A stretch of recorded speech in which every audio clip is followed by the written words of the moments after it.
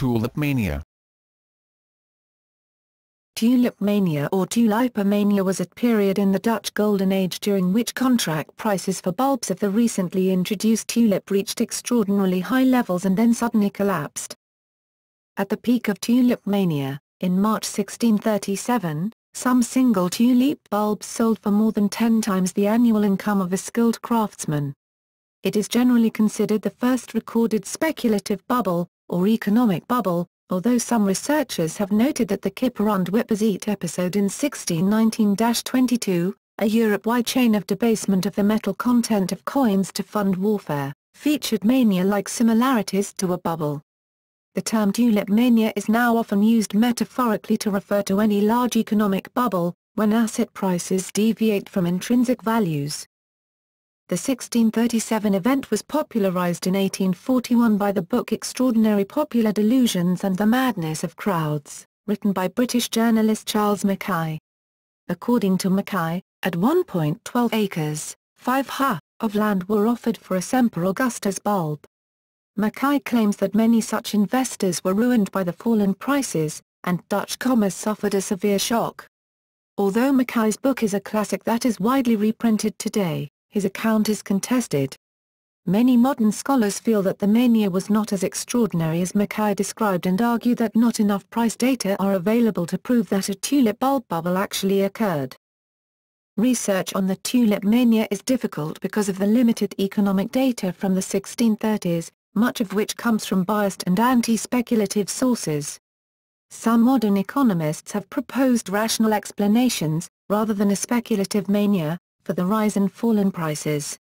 For example, other flowers, such as the hyacinth, also had high initial prices at the time of their introduction, which immediately fell.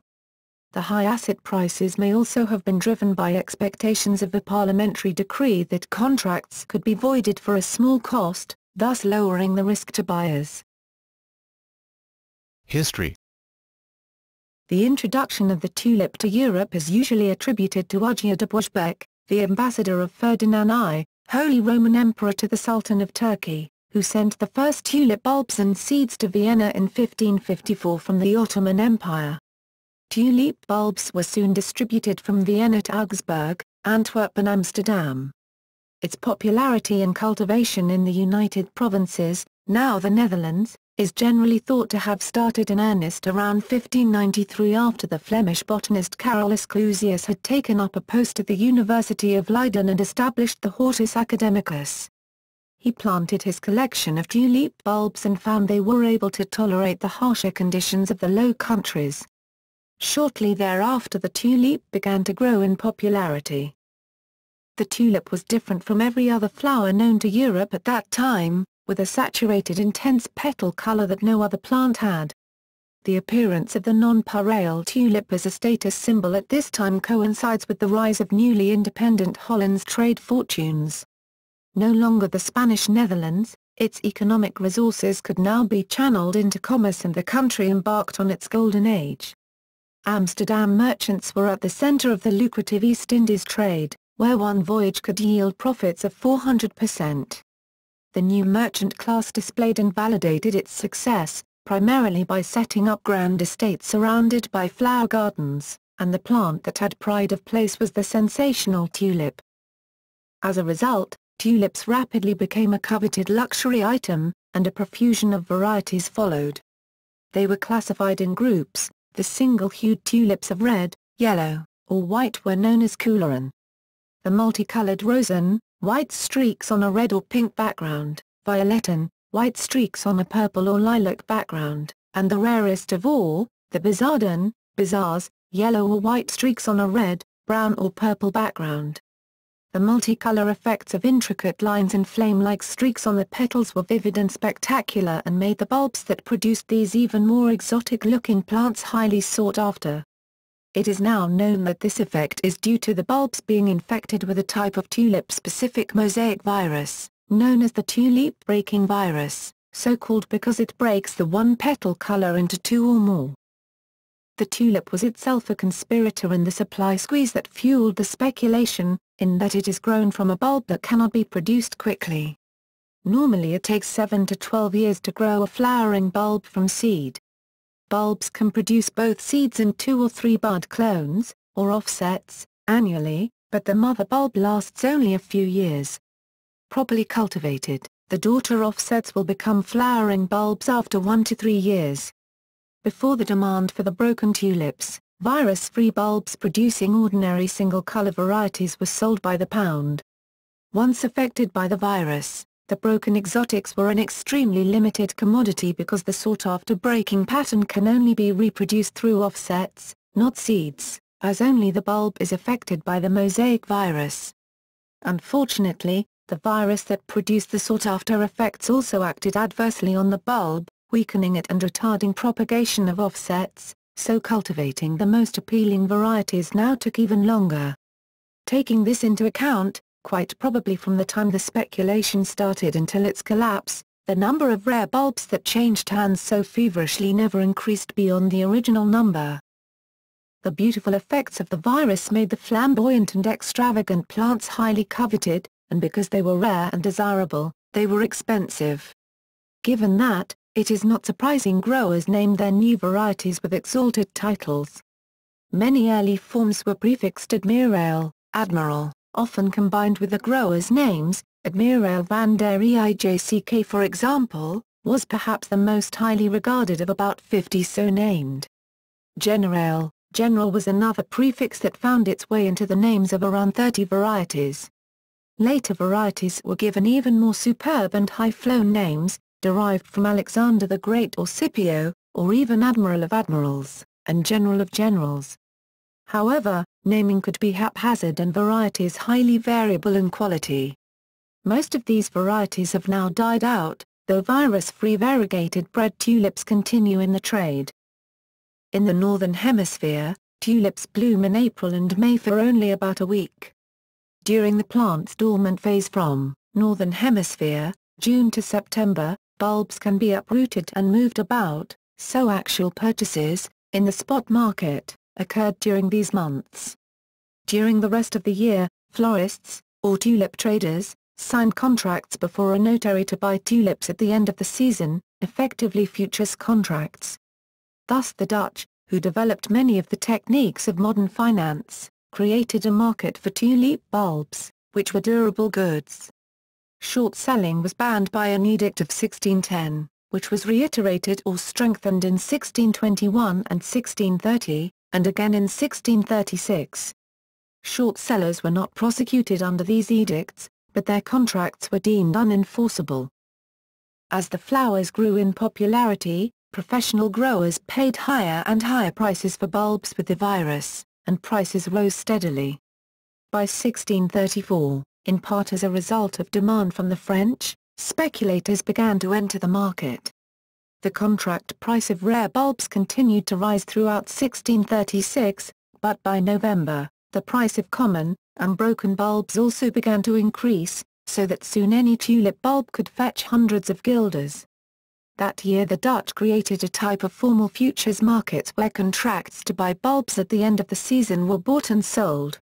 Traders met in colleges at taverns and buyers were required to pay a 2.5% wine money fee, up to a maximum of 3 guilders per trade.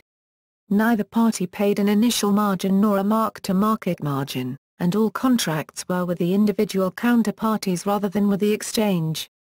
The Dutch derogatorily described tulip contract trading as wind handle, literally wind trade, because no bulbs were actually changing hands. The entire business was accomplished on the margins of Dutch economic life, not in the exchange itself. By 1636 the tulip bulb became the 4th leading export product of the Netherlands, after gin, herring and cheese. The price of tulips skyrocketed because of speculation in tulip futures among people who never saw the bulbs. Many men made and lost fortunes overnight. Tulip mania reached its peak during the winter of 1636-37, when some bulbs were reportedly changing hands 10 times in a day. No deliveries were ever made to fulfill any of these contracts, because in February 1637, tulip bulb contract prices collapsed abruptly and the trade of tulips ground to a halt.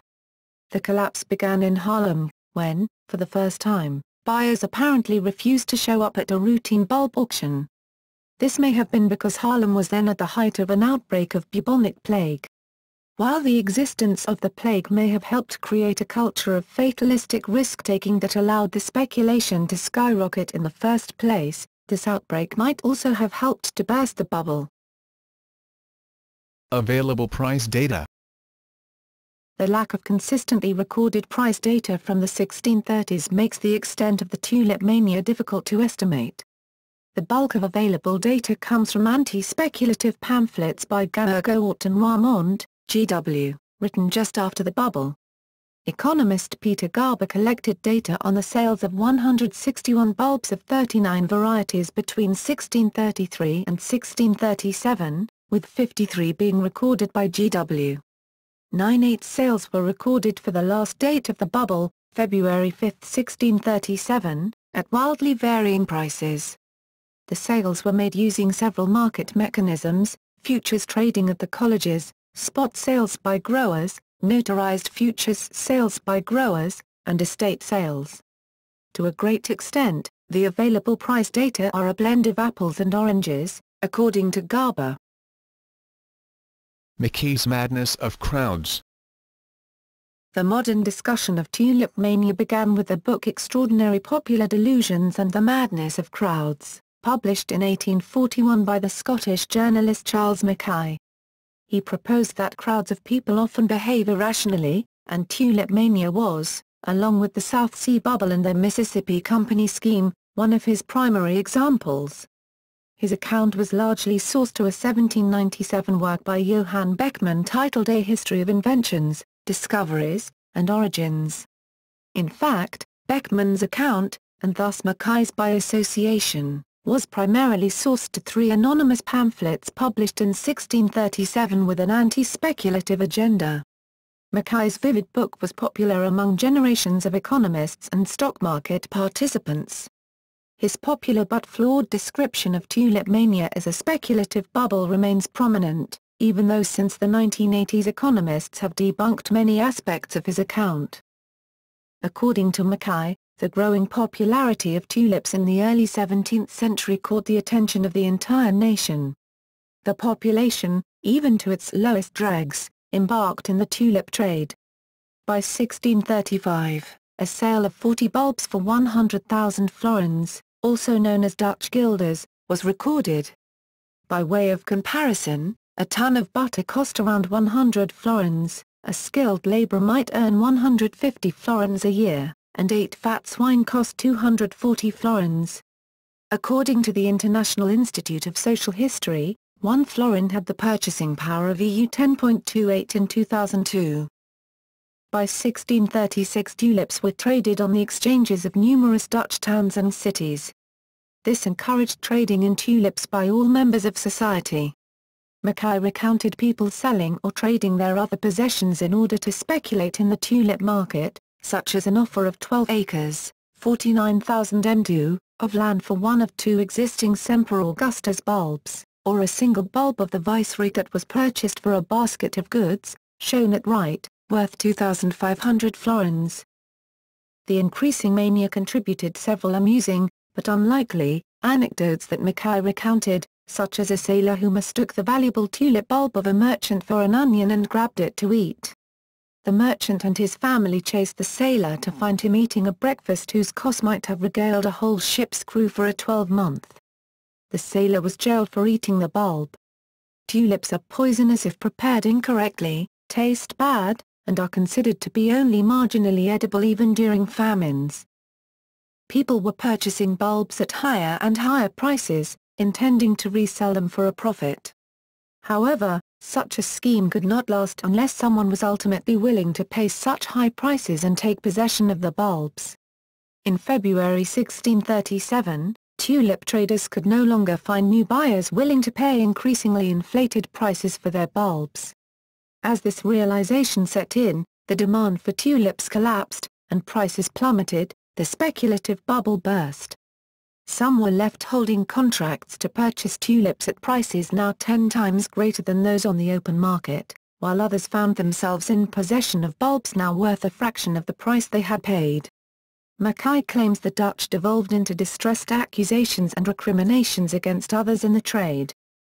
In Mackay's account, the panicked tulip speculators sought help from the government of the Netherlands, which responded by declaring that anyone who had bought contracts to purchase bulbs in the future could void their contract by payment of a 10% fee. Attempts were made to resolve the situation to the satisfaction of all parties, but these were unsuccessful. The mania finally ended, Mackay says, with individuals stuck with the bulbs they held at the end of the crash. No court would enforce payment of a contract, since judges regarded the debts as contracted through gambling, and thus not enforceable by law. According to Mackay, lesser tulip manias also occurred in other parts of Europe, although matters never reached the state they had in the Netherlands. He also claimed that the aftermath of the tulip price deflation led to a widespread economic chill throughout the Netherlands for many years afterwards. Modern views. Mackay's account of inexplicable mania was unchallenged, and mostly unexamined, until the 1980s. However, research into tulip mania since then, especially by proponents of the efficient market hypothesis, who are more skeptical of speculative bubbles in general, suggests that his story was incomplete and inaccurate. In her 2007 scholarly analysis Tulip Mania, Anne Golger states that the phenomenon was limited to a fairly small group, and that most accounts from the period are based on one or two contemporary pieces of propaganda and a prodigious amount of plagiarism. Peter Garber argues that the bubble was no more than a meaningless winter drinking game, played by a plague-ridden population that made use of the vibrant tulip market. While Mackay's account held that a wide array of society was involved in the tulip trade, Golger's study of archived contracts found that even at its peak the trade in tulips was conducted almost exclusively by merchants and skilled craftsmen who were wealthy, but not members of the nobility. Any economic fallout from the bubble was very limited. Golger, who identified many prominent buyers and sellers in the market, found fewer than half a dozen who experienced financial troubles in the time period, and even of these cases it is not clear that tulips were to blame. This is not altogether surprising. Although prices had risen, money had not exchanged hands between buyers and sellers. Thus profits were never realized for sellers. Unless sellers had made other purchases on credits in expectation of the profits, the collapse in prices did not cause anyone to lose money. Rational explanations. There is no dispute that prices for tulip bulb contracts rose and then fell in 1636-37, but even a dramatic rise and fall in prices does not necessarily mean that an economic or speculative bubble developed and then burst. For tulip mania to have qualified as an economic bubble, the price of tulip bulbs would need to have become unhinged from the intrinsic value of the bulbs. Modern economists have advanced several possible reasons for why the rise and fall in prices may not have constituted a bubble. The increases of the 1630s corresponded with a lull in the 30 Years' War. Hence market prices, at least initially, were responding rationally to a rise in demand. However, the fall in prices was faster and more dramatic than the rise. Data on sales largely disappeared after the February 1637 collapse in prices, but a few other data points on bulb prices after tulip mania show that bulbs continued to lose value for decades thereafter. Volatility in flower prices. Garber compared the available price data on tulips to hyacinth prices at the beginning of the 19th century, when the hyacinth replaced the tulip as the fashionable flower, and found a similar pattern. When hyacinths were introduced, florists strove with one another to grow beautiful hyacinth flowers, as demand was strong. However, as people became more accustomed to hyacinths, the prices began to fall. The most expensive bulbs fell to 1 to 2% of their peak value within 30 years. Garber also notes that a small quantity of prototype lily bulbs recently was sold for 1 million guilders, $480,000 at 1987 exchange rates, demonstrating that even today flowers can command extremely high prices. Additionally, because the rise in prices occurred after bulbs were planted for the year, growers would not have had an opportunity to increase production in response to price. Legal changes. UCLA economics professor L. A. Thompson argues in a 2007 paper that Garber's explanation cannot account for the extremely swift drop in tulip bulb contract prices. The annualized rate of price decline was 99.999%, instead of the average 40% for other flowers. He provides another explanation for Dutch tulip mania. The Dutch Parliament was considering a decree, originally sponsored by Dutch tulip investors who had lost money because of a German setback in the 30 Years' War, that changed the way tulip contracts functioned. Before this parliamentary decree, the purchaser of a tulip contract, known in modern finance as a futures contract, was legally obliged to buy the bulbs. The decree changed the nature of these contracts, so that if the current market price fell, the purchaser could opt to pay a penalty and forego receipt of the bulb, rather than pay the full contracted price. This change in law meant that, in modern terminology, the futures contracts had been transformed into options contracts. This proposal began to be debated in the fall of 1636, and if it became clear to investors that the decree was likely to be enacted, prices probably would have risen. This decree allowed someone who purchased a contract to void the contract with a payment of only 3.5% of the contract price, or about January 30 the contract. Thus, investors bought increasingly expensive contracts. A speculator could sign a contract to purchase a tulip for 100 guilders. If the price rose above 100 guilders, the speculator would pocket the difference as profit. If the price remained low, the speculator could void the contract for only 31/2 guilders. Thus, a contract nominally for 100 guilders, would actually cost an investor no more than 31/2 guilders. In early February, as contract prices reached a peak, Dutch authorities stepped in and halted the trading of these contracts. Thompson states that actual sales of tulip bulbs remained at ordinary levels throughout the period. Thus, Thompson concludes that the mania was a rational response to changes in contractual obligations. Using data about the specific payoffs present in the futures and option contracts, Thompson argues that tulip bulb contract prices hewed closely to what a rational economic model would dictate. Tulip contract prices before, during, and after the tulip mania appear to provide a remarkable illustration of market efficiency. Critiques.